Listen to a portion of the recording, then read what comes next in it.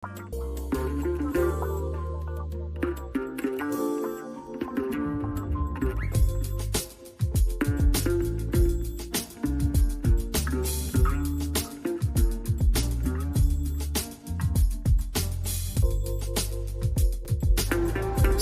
an orphan, and you'll help support a vulnerable child to have the education they've always dreamed of,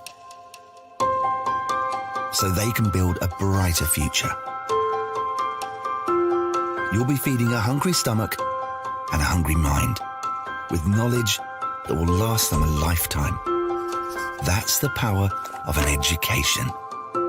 Sponsor an orphan now with Islamic Relief. Assalamu alaikum warahmatullahi wabarakatuh, everybody. Hope that you had a wonderful weekend. We are back here on the weekend, back here on Monday, and we have some losses. People transition all the time, one of which is Michelle Nichols, who played her iconic actress, groundbreaking, first iteration kiss that we seen back in the 60s. Even though the show only ran 66 to 69, groundbreaking show. She did a plethora of movies, Star Trek movies. Interesting thing, she had actually auditioned for the role of Spock, and Gene Roddenberry, who's the producer, creator of the show, actually came up with the name a little bit. Strong name, very, very strong name. Shout out to her, physical assistant, and family. And with sadness, we are going to talk about the great Bill Russell. I say with sadness, I really like Bill Russell.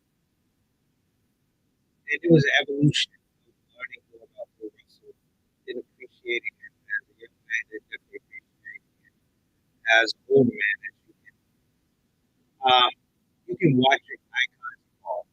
Let's just say it's Dick Gregory. I never had any contact with Bill Russell. Being able to see the impact that he had just to other people's lenses is really interesting. For me, as a child, it actually started with my dad. We went to a Washington Bullets game at the Capitol Center back in the 70s. My father got really, really excited about the sound is a little distorted. Let me check out of this sound, Reed. Hold on.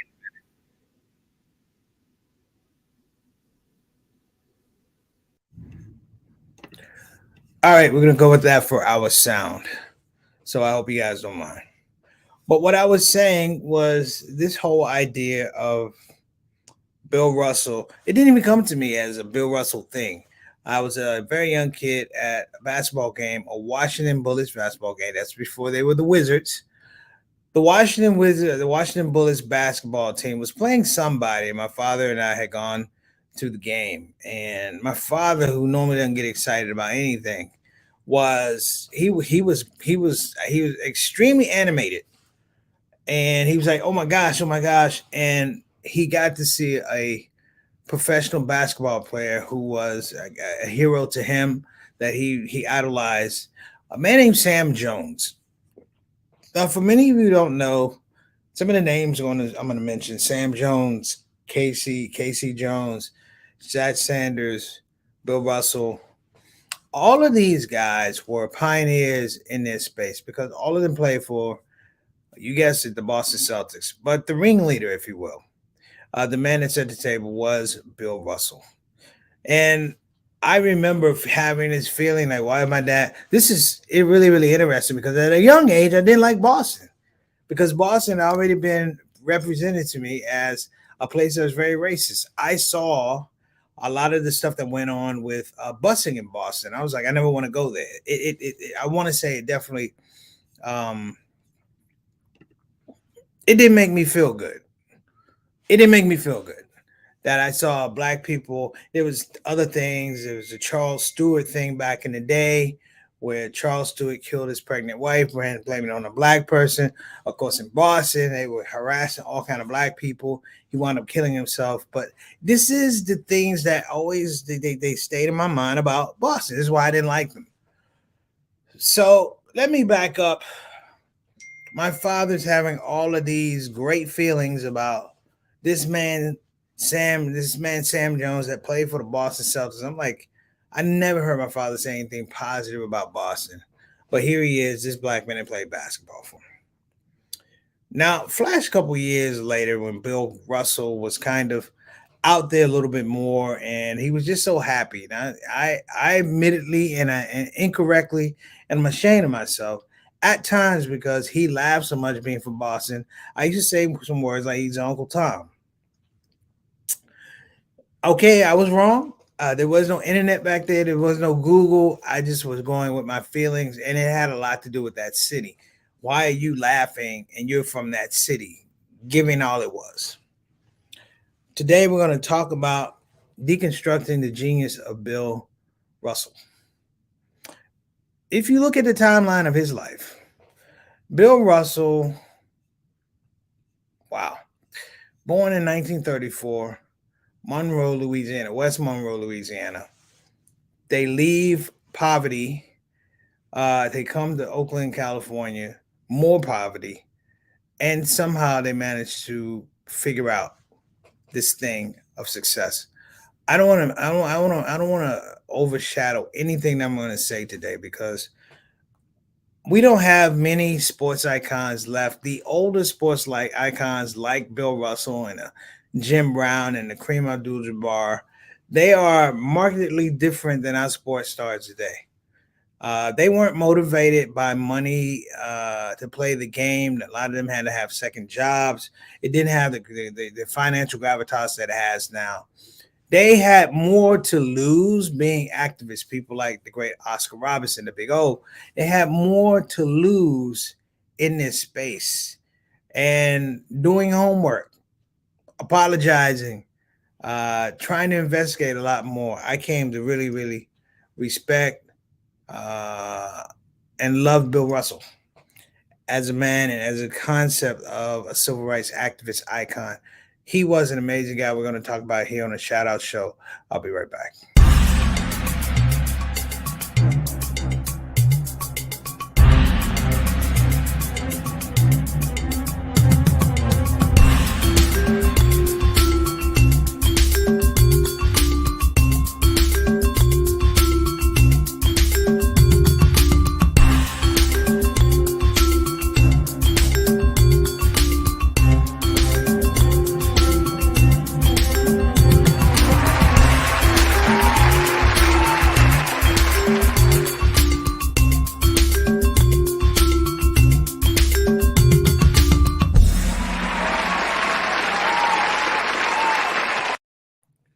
We got a lot of show to get to today, so without further ado, let me introduce the stars in the building, the ShOUT Show family, the ShOUT Show soldiers, who alerted me to the fact that my sound was not up to par, and I appreciate it. I got several comments saying, fix your sound, and I want to say thank you. It's sort of like, you know, when you walk out of the bathroom, you got toilet paper on the heel of your shoe. That's the way it felt. It was like, fix your sound. I checked for toilet paper anyway. I make sure there's no toilet paper on the end of this broadcast. How about that? Let's get to it, Mary Mars. I know we have a call. We missed a call yesterday, Mama Son. I don't know what's going on, but we're going to say, Mama Son says, have a happy day, SOS family. I'll give you FF family. Okay, there you go. Thank you so much. Got to just hit the F once. I'm just messing with you. All right, Mom, love you. Thanks so much for tuning in. Want to give a shout out to Sister Reed, who most diligently shouted out that the sound was not working. Fix it, preach. The sound is not working. I appreciate it. Peace and blessings to you and Derek and Juan, and I hope that you're feeling better. I know we got a call coming up, so and I'm glad we got to do that thing yesterday. I've been putting it off, so I apologize. Thank you so much, though. All right. My main man, Altaf Rashid. Wa alaikum assalam. Rahmatullahi wa barakatuh, dear brother. How you doing, man? I hope that you are doing well and you're blessed and the weather is fine and career and family are blessed up in Toronto, man. We call him Mr. 6 o'clock, straight up, straight down. One of our day ones. Got a ton of day ones here on the show, man. Thanks so much for tuning in. Appreciate it. Don't sleep with this, man. He's a Canadian envoy to the show. Pretty soon we're gonna make him premier. How about that? We're gonna make him the prime minister. How about that? Okay, he said, well, yeah, okay, thank you, brother. I appreciate it. Wa alaikum assalam rahmatullahi wa barakatuh. Dear brother Eric Carter, man, I hope you're doing well, staying cool in your part of town. Thank you so much for blessing us with your presence on the platform. Make sure when you get off the show, you give everybody in your family a big salams from yours truly, Preacher Moss. All right, thank you, brother. And here we go, my little brother, Johnny L. Thomas, better known as JT. Hey, thank you for the shout out on the Bill Russell article. I didn't get a chance. I read some of it, but I was just prepping notes. I'm going to take time because it's a nice size article. Really, really, really enjoy it. Looking forward to. I have people. They almost staff. I got research staff that sends me things to watch for potential shows. So I appreciate that as well. And what's going on, brother? Wa alaikum assalam rahmatullahi wa barakatuh, brother. Bilal Salahuddin and his lovely queen sister Sonia Dalton Salahuddin. Thank you so much for tuning in on the show, brother. I know Bilal got something to say about Bill Russell. I assume, but it was sad. I haven't really had the spiritual disruption with an icon's passing since Muhammad Ali. Like, you felt that there was a major loss in the universe, and it happened. When Bill Russell passed away, a lot of us stepped back because we look at the world now, and I realize at 88 years old, he was still fighting. Much the same as Dick Gregory, still fighting. These gentlemen, for the span of their lives, never ever lost the understanding and the placement of their purpose in the world. Never did. Now, this is nothing to say anything about the modern athlete and activism and stuff like that. But when that activism happened, there was no, you couldn't FaceTime for a march and Twitter and everybody, we're gonna march everybody. These things were tied to the soul of the nation. When I say the soul of the nation, for a person, hear me now, for a person like Bill Russell, and I just gave you a little bit of his background, that his grandfather fought racism, his father fought racism. They left Monroe, Louisiana. They came to Oakland. They were in the projects. They fought this abject He wasn't a great basketball player when he first started. He didn't understand the game. And a coach who gave him some encouragement told him this is the way to play the game. And he developed his own conceptual understanding of how he could be great in the game of basketball. But if you're not paying attention, you'll overlook the fact that he figured out a way to be great in the game of humanity. Bill Russell was born in 1934, people. 1934. There's a very, very famous picture of almost a lot of black athletes supporting Muhammad Ali. I want you to understand that while Muhammad Ali might have been 21, Bill Russell was in his 30s and had won multiple championships as a Boston Celtic. The love of his team never translated to the love of the team he played for. This man, while he smiled and had a certain grace, was absolutely tortured. He was absolutely tortured at every level of his personal life, of his business life, of his sports life. But I say tortured in a way where he reversed it. There are very few people that can take personal pain, personal challenges, overcome the personal pain and challenges, whereby it benefits everybody else. One of the greatest things, someone said something to me one time, I think it was Azur Isman.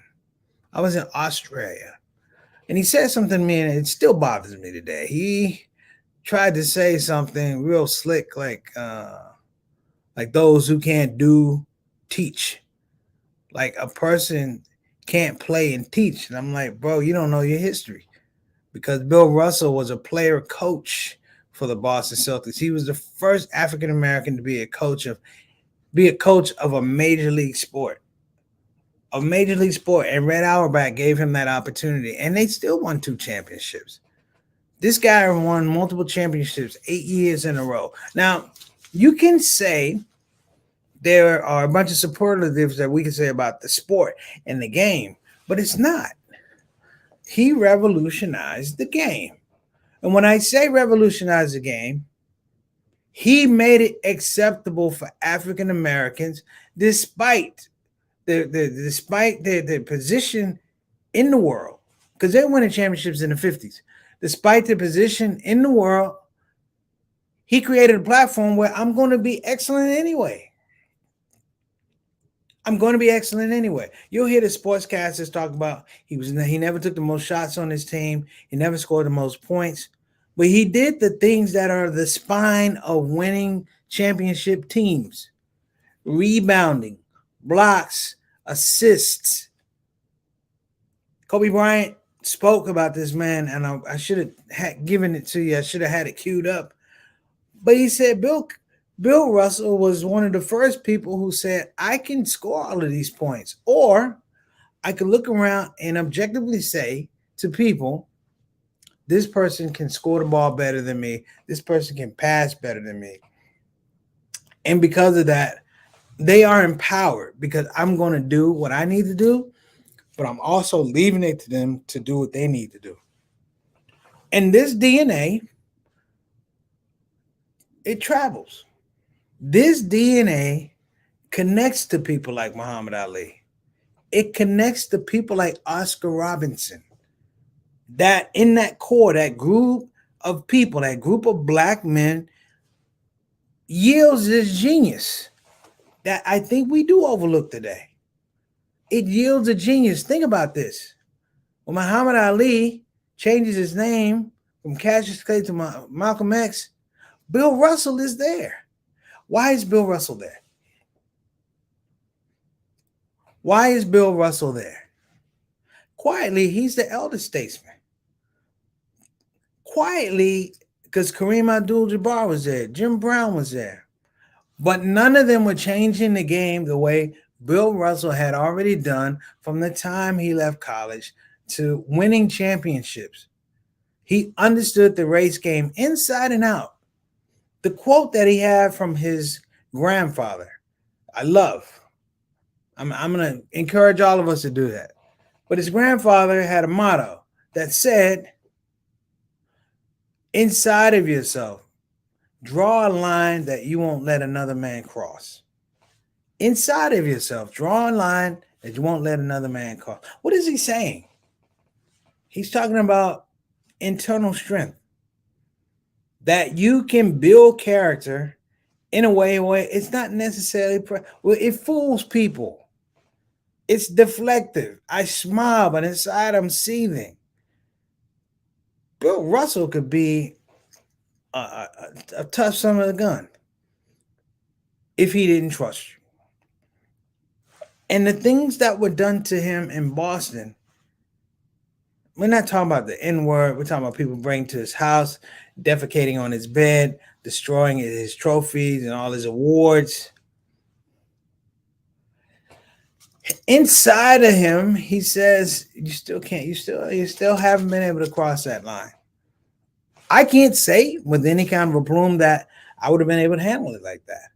I can't even understand, brothers and sisters, that when Bill Russell was in this space, hear me now, when Bill Russell was in this space, that in 1964, 1965, which are the passing of the Civil Rights Act, the passing of the Voting Act, if you do the numbers, he's well into his 30s. He's lived under this oppression to his 30s. And in many regards, he's mastered it. He's mastered it. Whereby he can protect and offer, if you will, cover and protection for those who may not have the skill or the skin to deal with everything he's been dealing with. Oftentimes, we look around for the protests. Bill Russell and Oscar Robertson, they're from a whole nother space, brothers and sisters. We're not talking about George Floyd back in the day. Those are protests. See, black folk ain't get to protest like that back in the day. You had to be intelligent, you had to be selective, and you had to be cause oriented. If we do X, does it equal Y or does it produce Y? And when you start thinking about all of these things, you realize this is a very, very unique man. All right, we'll be right back. We're going to take a break. Take care. I'll be right back.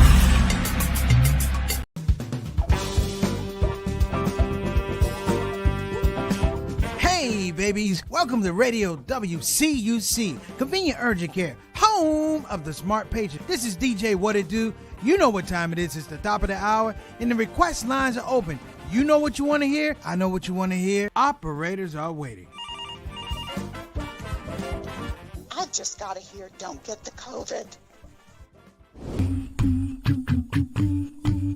Don't get the COVID. Put your mask back on. The Delta COVID, more contagious than before. Don't get the COVID. Go on and get the vaccine. You know that it can keep you safe, and your people living up in your space. Don't get the COVID. You need to wash your hands. The Delta COVID is more deadly than before. Don't get the COVID. Go on and get your vaccine. You know that it can keep you from dying. Don't leave your family all alone and crying. Don't get the COVID. We invite you to join our fight against COVID and against misinformation. It's time to listen to the doctors and trust the science. When I think of people dying that don't have to die, it makes me sad. Now is the time to be sober. Together we can make this thing over. Let's fight the COVID. Convenient urgent care, home of the smart patient. All right, everybody, we're back. And I want to give a shout out. Actually, I want to remind people that COVID is still out there, BA4, BA5. We got monkeypox. We got a lot of stuff that's going on out there. Please, brothers and sisters, guard your health. Guard your health. Even you got the vaccine, you got the booster 1, booster 2. Guard your health. And this is why I'm saying it. We look for ease. In difficult situations, we look for ease. And if the ease doesn't come fast enough, then we start accepting or modifying or compromising in situations where we should not. Where we take the mask off because I'm just tired of the mask, but you don't understand the ramifications that come along without the mask. We were in a situation that was mission critical where people had to wear masks because we were talking about saving lives. This is no different. This is no different because these variants, if you will, they still going to take people. They still take lives, and they still affect quality of life. So I just want to throw that out there. So let me get back on the deconstruction, the deconstructing the genius of Bill Russell. There's two things that you should know about Bill Russell. Two things that I didn't really understand. Bill Russell was an artist. His brother was a playwright, Charles Russell. His mother was a visionary. A lot of people, including myself, couldn't understand Bill Russell because he was looking into the future. That when people were watching him, he was showing them what something could look like. That in the midst of some of the worst racism, he could smile when he won championships. Because it wasn't winning a championship. It was promoting Black excellence. And while people like myself were down on Bill Russell because he played for Boston, I found myself being a hypocrite. I found myself being a hypocrite several times. When Lynn Bias was drafted number 3 by the Boston Celtics, myself and all of Washington, D.C., bunch of Washington, we were all of a sudden going to be Celtics fan. Why? Because Lynn Bias was going to be there and We didn't care about the team. We cared about Len Bias being a champion, not the Boston Celtics being a champion. Man, sadly, we know what happened to Len Bias. But my point is, we gave all this love and energy to a young man who was intelligent. He was incredibly talented, athletically gifted, but he hadn't done anything. And I was willing to give him all this love to go to Boston. All of a sudden, Boston was okay. I did the same thing when KG and Ray Allen came to Boston and they had a black coach, and I did that. That's me. I admit that. Jaylen Brown is a Muslim. He plays on the team. I did that. And it's Canner, Muslim. I did that. But what can't be understated is that this man had a vision. People in his space like Oscar Robinson, who helped organize the first boycott of the All-Star game. Black men were supposed to be in an All-Star game, but they were supposed to have second-rate accommodations. They couldn't stay in white hotels. The owners were not going to pay them what they were worth, and they had a boycott. You got to read about these things. I have to read about these things because that type of stuff was spearheaded by not only Oscar Robinson, but also Bill Russell.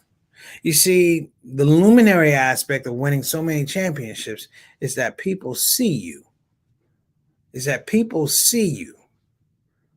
see, Bill Russell, while he was a championship coach, guess who? His teammate from University of San Francisco winds up being a championship coach too on the Boston Celtics. It would be later when people talk about the Boston Celtics were really white and the Lakers were all black and all that type of stuff. But I'm talking about a particular period that we don't want to get muddled because it's a historical period. It's a magic period for Black excellence. It's a magic period that young folks, and not even so many young folks, but my father at the time marveled at a Sam Jones, marveled at a Satch Sandel, marveled at a Bill Russell. We love Kareem. We love Will Chamberlain. But Bill Russell did the basics, and he did the basics well. And he defeated Will Chamberlain, which is ridiculous. And of course, Will Chamberlain scored more than him, but his teams never won except once.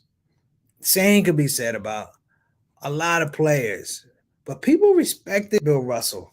And I understand this now. I had a conversation a couple years ago with a ball player that in his time of playing basketball, the off-the-court things mattered literally more than the on-court things. That when you lay a blueprint, I mean, I just want you to think about this. He was the first Black coach of any major league sport. The city does not like him. They call him the N-word. They vandalize his home. He brings him 2 more championships as a player coach. Do you understand the magnitude of this man's intelligence, intellectual prowess to be able to play and coach, to put pieces on the floor to ensure the best chances of victory? Does anybody think about that? That's number one. Then number two, in trailblazing and being a winning Black coach, several years later, his college teammate, Casey Jones, who was an amazing player, an amazing coach, comes to Boston. And what does he do? He wins a championship as well. Now, I'm not going to chalk it up to the good charity of the temerity of Boston at the time, but there's something that's visionary there. And when you see players who know the history of the game, they talk to Bill Russell about the scope of what is our capacity to affect our communities for good. That's what Kobe Bryant talked to him about. That's what Kevin Garnett talked to him about. You know, he was the epitome of a basketball grandfather, a great grandfather for some of us. But he did something that I have to say this, and then I'm going to go. He made me think, act, and respond to the fact that we had a fiduciary responsibility, despite everything that was going on, to promote and pursue Black excellence. So for that, Bill Russell, I appreciate. He didn't even have a nickname, brothers. They just called him Bill Russell, William Fenton Russell. Thank you. I was wrong. You were continually right, and may Allah bless you, you and your family, and thank you for caring about us. Assalamu alaikum wa rahmatullahi wa barakatuh.